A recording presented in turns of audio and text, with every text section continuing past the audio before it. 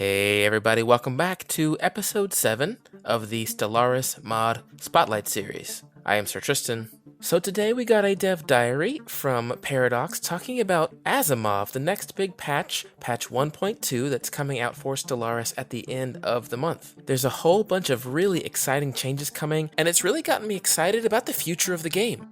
Just think about EU4 or CK2 when they first launched compared to how they are now. In CK2, you could only play as Catholics at the beginning. Now you can play as the Muslim states, as the Norse, as the Rajas of India. Now you still can't play as the Pope, but how cool would that DLC be? You get a crusade, and you get a crusade, and you get excommunicated. Ah man, that'd be fun.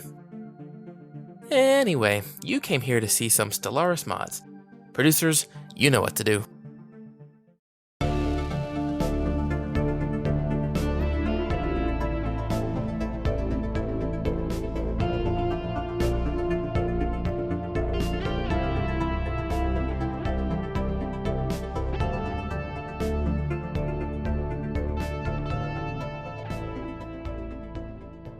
So in the past, we've looked at a few mods that improve the way battles look, but no matter how much they improve visually, they still always end up doing this. I think what we really need is a mod that lets you specify exactly how far away ships should be when they shoot. And now we have Rangefinder by Atan Varyar. With this mod, all you have to do is research level 1 of combat computers. Doing so unlocks additional distance options to force ships to stay at certain distances when they fire. Want to focus on missiles? Set it to long range. Want to focus on dodging in and out with corvettes? Charge up close. Rangefinder lets you set the exact distances your ships need to be when they enter combat. There's a bunch of options to choose from, all the way from 5 units, which is really close, to 55 units, which is really far away. When you combine this mod with the other combat improving mods like improved space battles or Z Beautiful battles, you get really nice looking combat that stays nice the entire time. It is important to know that changes in weapon distances are coming in the AlphaMod patch, but you cannot set forced engagement distances, which is something this mod allows you to do. I consider this a mod that's going to stay useful for a very long time.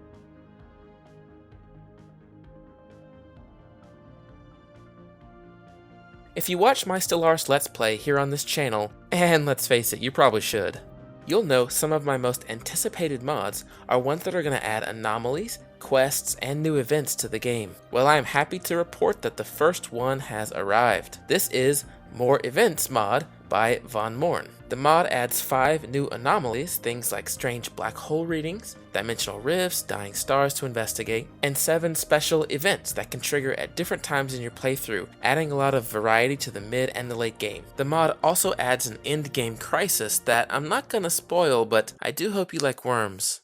Worms everywhere. The developer has said this is a work in progress mod, meaning a lot more events will be added in the future.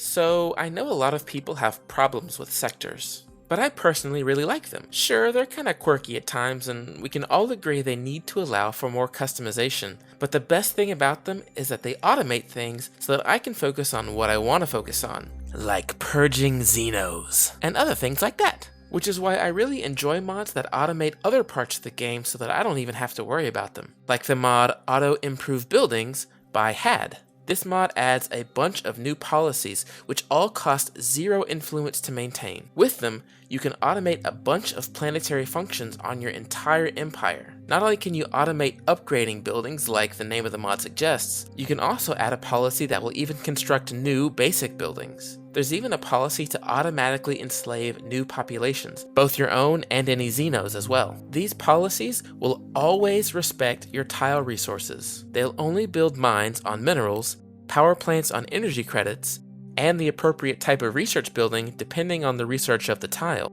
Instead of doing this constantly, every 4 months the game will check and see if you have any buildings that can be upgraded or built. Now, these upgrades do cost resources to build, so make sure you remember to turn off the policies if you're running low on money. Oh wait, there's also a policy to only upgrade buildings if you have a nice reserve of cash and influence. Man, this guy has thought of everything. Like Rangefinder, I now consider this an auto-include for any playthrough, especially if you want to focus on combat or diplomacy or combat. Focus on combat or combat. Next up is an overhaul mod that aims to completely rebalance Stellaris and add a bunch of new things to do from start to finish. This mod is called Stellaris AlphaMod, and it's by Alpha Ash. On the workshop, he calls AlphaMod a major unofficial expansion, and there's enough stuff in here that it really could be an expansion. What you're seeing in the background right now is just footage of me playing around to test the mod, nothing specific. Due to the size and scope of this mod, it would be impossible to show you a list of every feature. It would also be pretty impossible to test every feature. I'd basically have to play an entire game start to finish to test everything in this mod. So I'm just going to list the changes here. It'll be up to you to test this overhaul to see if you like it yourself. This mod adds farming droids and integration droids to help manage energy and food on your planets. It adds 60 new buildings, yes, 60, and a bunch of these are limited to your government type or your ethos selection. This is awesome because it adds even more weight to your choices when you start a new game. This mod alters some barren worlds and some asteroids to allow them to be colonized. It adds several new types of blockers. It adds 15 new resources like ice and fossil fuels to be used in construction of some of those 60 buildings. Yes, 60 new buildings. It adds 7 new edicts to specialize your planet. It adds mega-city tiles to your home planet, which gives you an early game food and credit boost. It adds 8 spaceport modules like border control, hospital, even a bar, and each one provides a specific benefit to your planet. And there's a ton of technology added to the tech tree that you use to unlock all these hundreds of things. Ooh, okay, I'm tired. I'm gonna go take a nap. You start a new game with this mod right now. Do it. Go do it. Oh, also, because this mod changes so much about the game, you need to make sure you check the compatibility list at the bottom of the workshop page. Otherwise, you're gonna run into conflicts. And last up for this week is our graphic mod. We've highlighted some mods on the past that make combat look better, but the end of combat has always been a bit disappointing, with ships just kind of floating down casually until they gently disappear on the wind. What we need is explosions! This is Epic Explosions by Chondite. Now ships really explode when they get destroyed, disappearing in a bright blue flash. They no longer go gently into that good night. Now they rage against the dying of the light. Well, we wrapped up another week of the Stellaris Mod Spotlight. I want to thank you guys so much for supporting this series over the past few weeks. I do hope to grow this series until every Stellaris player knows about it. I appreciate everything you guys are doing to help this channel. If you had a good time, please consider hitting that like button, subscribe at the bottom, or hit the share button, or maybe do all three. Thank you guys so much for joining me, and I will see you next time.